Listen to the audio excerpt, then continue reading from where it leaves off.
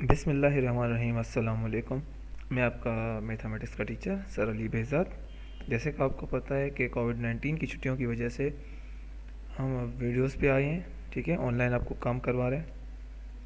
और इसी तरह मैंने आपको पिछली वीडियो में भी कुछ काम दिया था। अब आते हैं हम आगे अगले चैप्टर पे। सबसे पहले हम आपकी बुक पे आ गए, ठीक है। ये है countdown second edition, book 7 class की बुक हो गई, ठीक है। जब उसको खोलेंगे तो आपके कंटेंट्स मिलेंगे, यानी इंडेक्स, जिसमें सारे चैप्टर्स के नाम लिखे हुए हैं। तो उसमें हमने सिर्फ आपको कुछ यूनिट 12 शो किया, क्योंकि हम इस वीडियो में सिर्फ यूनिट 12 पढ़ेंगे, तो सिर्फ आपको वो शो किया गया। एक्सरसाइज 12 लाइन्स एंड एंगल्स, ठीक है। तो इसमें ये सब है, ये हम सब पढ़ेंगे। तो अब एक्सरसाइज 12 आते हैं। सबसे पहले exercise 12A, draw a line segment A B of length 6.6 centimetre, bisect it perpendicularly and n at n using ruler and set squares। हमें एक लाइन बनानी है, ठीक है, ए बी, सही है, जो 6.6 सेंटीमीटर की हो। फिर उसको काटना है, एक स्केल रखेंगे, सही है, उसको बिल्कुल बीच में से काटना है। तो उसके एक बाइसेक्ट नहीं, उसको बाइसेक्ट ऑफ परपेंडिकुलरली, बिल्कुल सीधी हमने कर दी। अब क्या करिए, हमने एक पहले ये लाइन बनाई, ठीक है, ए एंड बी, सही है, और उसके बीच में से एक वो लाइन बनानी थी, क्योंकि बाइसेक्ट परपेंडिकुलरली एट एन, तो ये पॉइंट है वो एन पॉइंट जो है ना, वो ये पॉइंट है, तो ये 6.6 सेंटीमीटर की है, सही है। तो हमने एक स्केल ले लिया और इसको बिल्कुल यहाँ से बीच में से काट दिया। ये एक्स और ये वाई हो गया, ये हो गया आपका आंसर। बिल्कुल सिंपल है, कोई मुश्किल नहीं है, ठीक है, ये हो गया। अच्छा, इसके बाद हम क्वेश्चन नंबर 2 पे आते हैं।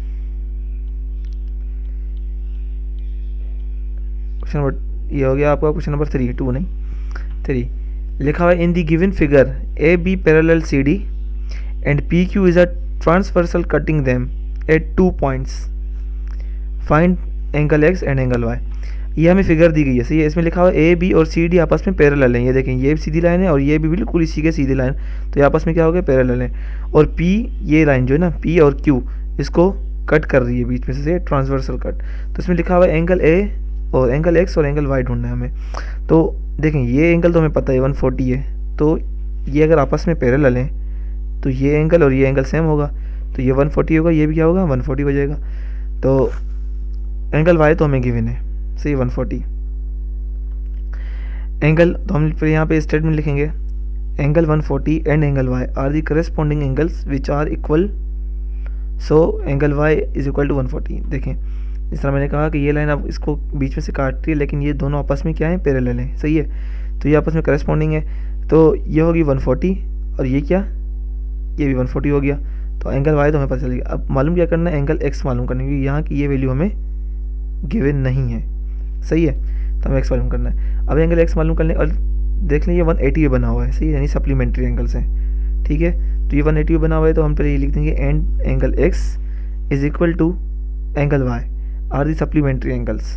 एंगल एक्स और एंगल वाई सप्लीमेंट्री एंगल्स हैं, ठीक है। तो हम क्या करेंगे, एंगल एक्स को 180 में से 140 माइनस कर देंगे, सही है, और जो हमारे पास बचेगा वो क्या होगा, एंगल वाई होगा और एंगल एक्स होगा, ठीक है। तो हमने लिख दिया angle X is equal to 180 minus angle Y.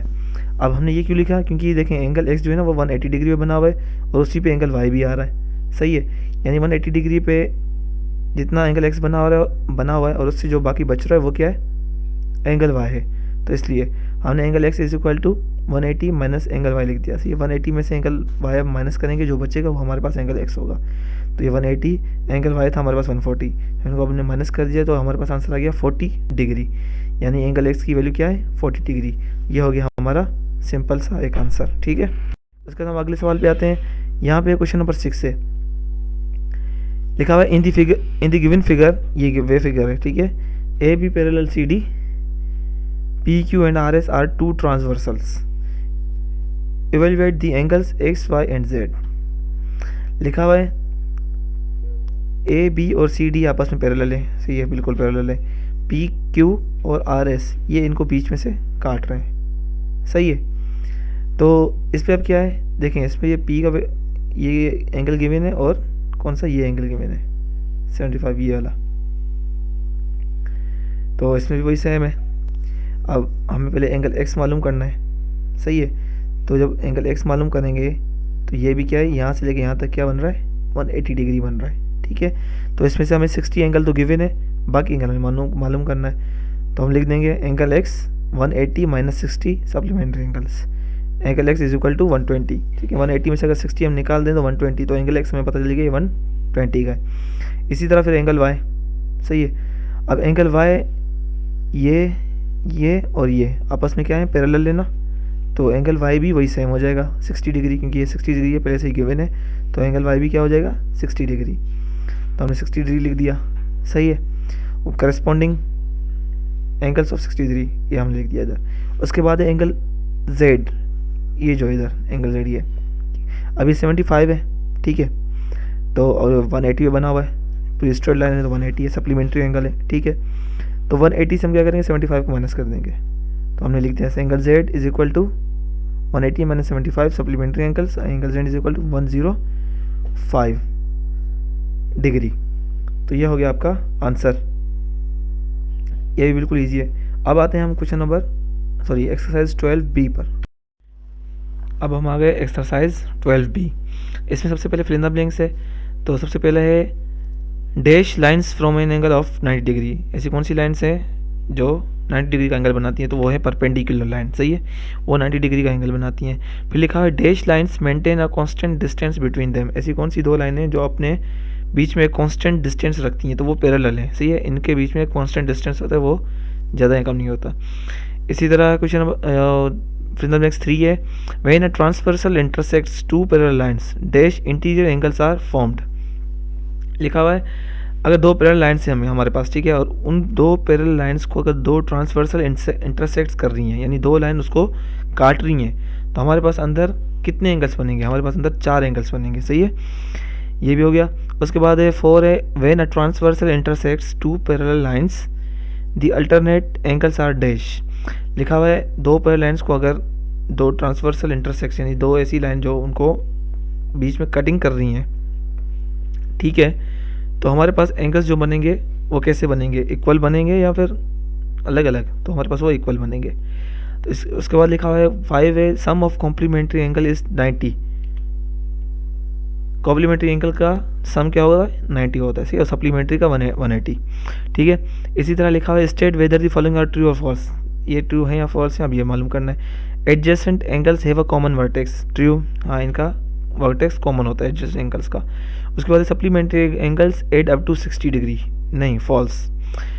उसके बाद है 3 vertically opposite angles are equal, बिल्कुल, अगर आप एक एंगल बना हुआ है तो उसके अपोजिट जो एंगल बनेगा वो भी उसके बराबर ही होगा, तो ये ट्रू हो गया। उसके बाद the sum of angles in a triangle is 360, false. Triangle में जो एंगल्स बनेंगे उनका सम 360 नहीं होता, वो सर्कल में अगर कोई बन सकता है तो उसका सम होगा 360, ठीक है। फिर लिखा हुआ है 5 when two parallel lines are cut by a transversal the interior angles are complementary. लिखा हुआ है अगर दो पैरेलल लाइंस को अगर कोई लाइन कट कर रही है, ट्रांसवर्सल कट कर रही है, तो जो इसके अंदर एंगल्स बनेंगे वो कॉम्प्लीमेंट्री होंगे, ज़रूरी नहीं है, तो ये हो जाएगा फॉल्स, सप्लीमेंट्री भी बनते हैं उसके अंदर, ठीक है। तो अब हम आगे आते हैं एमसीक्यूज़ पे, अब अगले सवाल पे आते हैं। अब क्वेश्चन नंबर 3 दिया गया है, ठीक है। अब क्वेश्चन नंबर 3 है draw 2 intersecting lines and mark the pair of vertically opposite angles, ठीक है। लिखा हुआ है दो इंटरसेक्ट लाइन बनानी है आपको आपस में, ठीक है, जो दो लाइनें बनानी जो आपस में इंटरसेक्ट कर रही हो, और उनमें वर्टिकली अपोजिट एंगल्स को मार्क करना है। अब किस तरह वो देखते हैं, पहले हमने लिख दिया वर्टिकली अपोजिट एंगल्स, अब वो एंगल्स कौन से अपोजिट होंगे, एंगल 1 एंगल 3 का अपोजिट होगा और एंगल 2 एंगल 4 के अपोजिट होगा। तो हमने दो वर्टिकल लाइन बना दी पहले, ठीक है, एक ये लाइन आ गई और एक ये लाइन आ गई, और हमने इस पर एंगल्स के मार्क कर दिया 1 2 3 और 4, ठीक है, ये मार्क कर दिए। उसके बाद पहले हमने इस लाइन इनको नाम देते हैं, ये हो जाएगा C, ठीक है, ये लाइन AB और ये लाइन CD, ठीक है।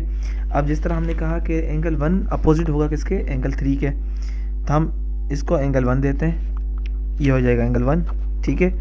इसकी अपोजिट यानी यहाँ वाला एंगल क्या होना चाहिए, एंगल 3, तो हम यहाँ लिख देंगे एंगल 3, यहाँ लिख दिया एंगल 3, ठीक है। अब ये एंगल 2, तो इसके अपोजिट क्या होना चाहिए, एंगल 4, ये हमने एंगल 4 लिख दिया, ठीक है।